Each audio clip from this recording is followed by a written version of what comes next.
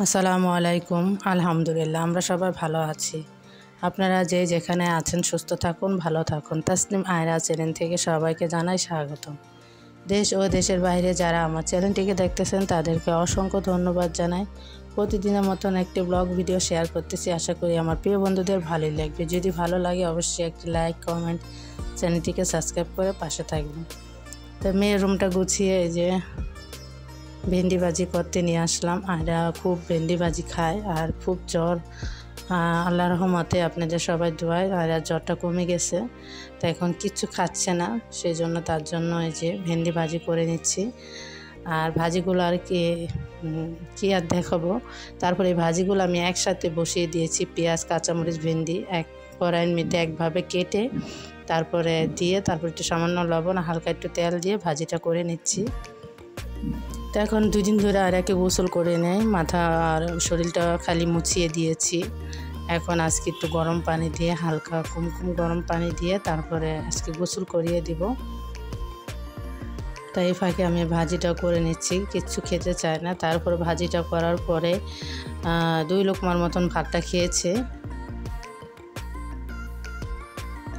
তারপর এইটা বানাচ্ছি, ওইটা বানাচ্ছি, কি খাবে মানে এরকম করতেছি। কতক্ষণ বলতেছে চা খাবে, কমলা খাবে, কমলা আনার পরে বলে আপেল খাবে, আপেল আনার পরে বলে আঙ্গুর খাবে।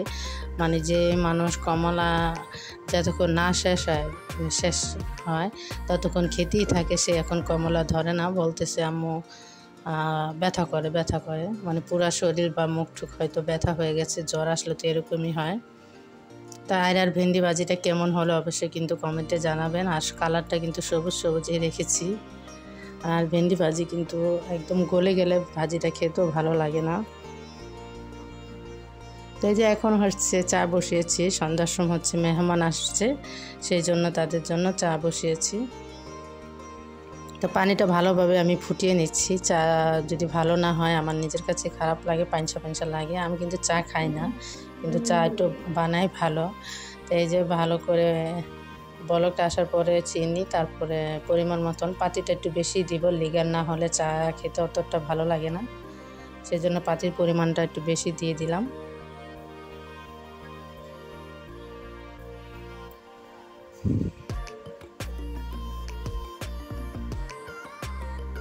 তো এই যে চাটা এখন বলক আসতেছে, ভালোভাবে ফুটতে থাকুক। আমি পানি দিয়ে অনেকক্ষণ ফোটানোর পরে চা পাতা দিয়ে অনেকক্ষণ ফোটাই।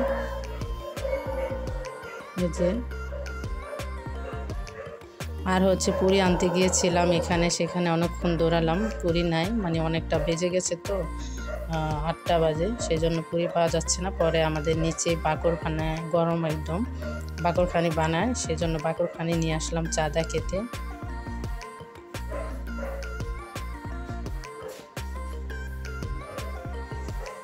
এখন বাকরখানি আগে ছিল 5 টাকা, এখন 10 টাকা করে ফেলছে। মিষ্টির বাকরখানিও 10 টাকা করে ফেলছিল, এই অবস্থা।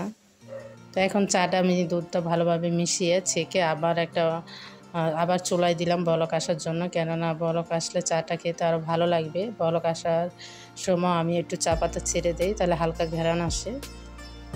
এই আর কি আমার চা বানানোর একটু টিপস আপনাদের সাথে শেয়ার করলাম। আর এই যে চা বানানো হয়ে গেছে।